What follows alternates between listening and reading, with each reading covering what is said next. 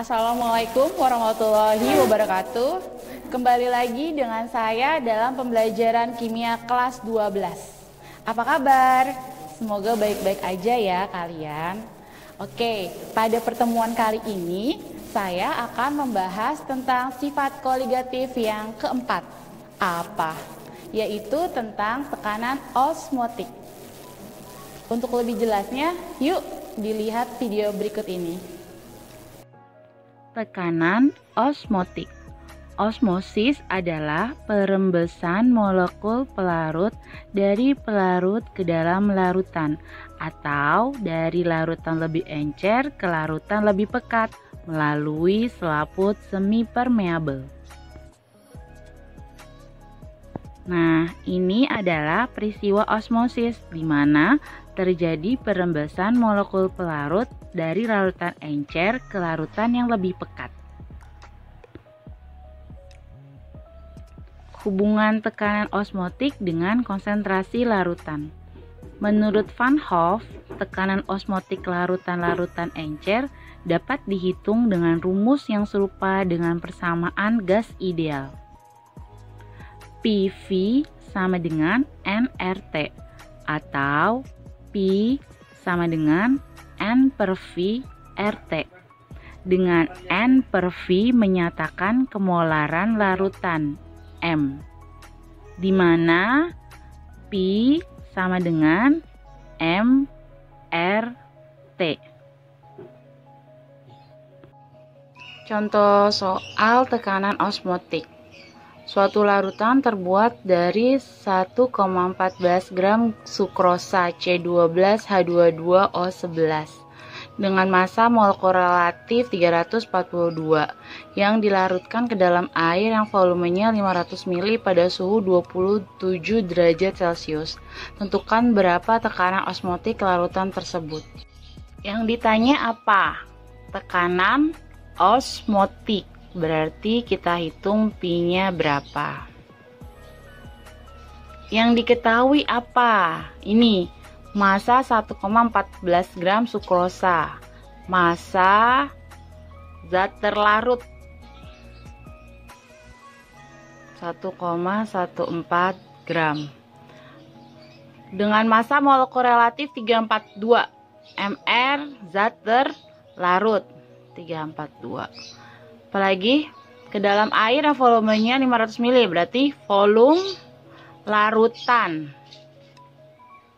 500 ml. Kemudian pada suhu 27 derajat Celcius, suhunya 27 derajat Celcius. Nah, dalam hal ini suhunya kita rubah ke dalam Kelvin, berarti harus dijumlah 273. Sama dengan 300 Kelvin. Baru deh kita jawab.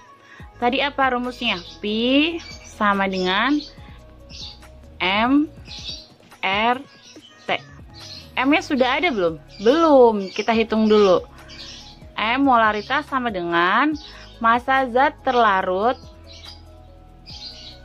per mR dikali 1000 per volume larutan.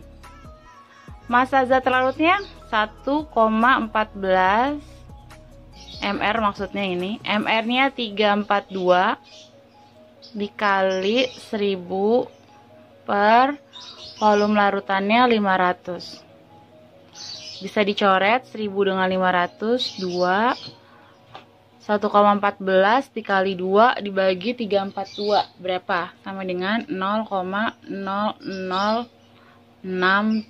molar. Masukkan ke sini 0,0067. R itu adalah tetapan ya, 0,082. Suhunya 300 Kelvin. Berapa? 0,16 atm, atmosfer. Oke, seperti ini. Sifat koligatif larutan elektrolit.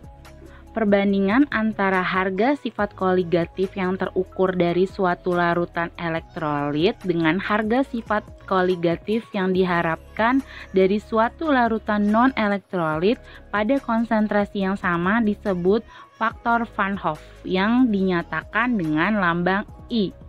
I sama dengan 1 plus N-1 alfa. Dengan alfa adalah derajat ionisasi elektrolit. Dengan N adalah jumlah ion yang dapat dihasilkan oleh satuan rumus senyawa elektrolit. Misalnya untuk NaCl, N sama dengan 2. K2SO4, N sama dengan 3.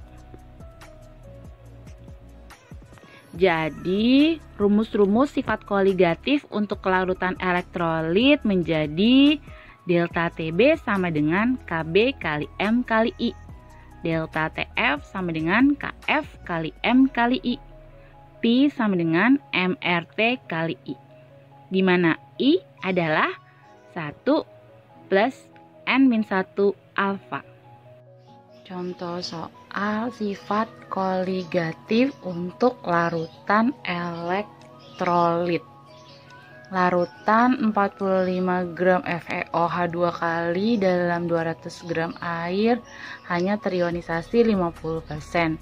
Jika tetapan kenaikan titik didih molal Kb air sama dengan 0,52 derajat Celcius per M, maka besaran titik didih larutan FeOH 2 kali adalah, baik, yang ditanya adalah titik didih larutan TB.